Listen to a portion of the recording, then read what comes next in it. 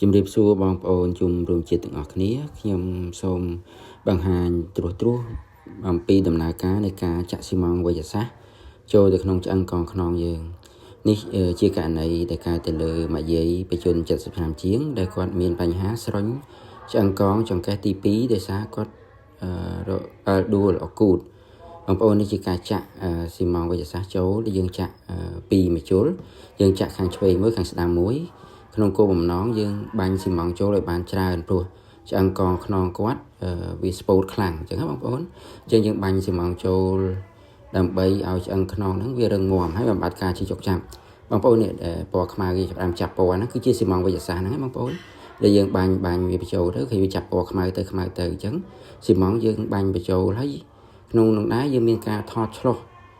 បានជាឃើញរូបអញ្ចឹងដើម្បីយើងជៀសវាងពីការបាញ់ខុសកន្លែងបងប្អូនហើយនេះដែរជារូបភាពបន្ទាប់ពីការបាញ់រួចរាល់បងប្អូនឃើញទេក្នុងឆ្អឹងកងខ្នងចង្កេះទី2ហ្នឹងគឺពណ៌ខ្មៅក្នុងហ្នឹងគឺជាស៊ីម៉ង់វេជ្ជសាស្ត្រហ្នឹងបងប្អូនហើយនេះជាការថតពីខាងមុខគឺពណ៌ខ្មៅហ្នឹងជាស៊ីម៉ង់វេជ្ជសាស្ត្រហើយសូមបងប្អូនទស្សនាវីដេអូលម្អិតអំពីការចាក់ស៊ីម៉ង់នេះបងប្អូន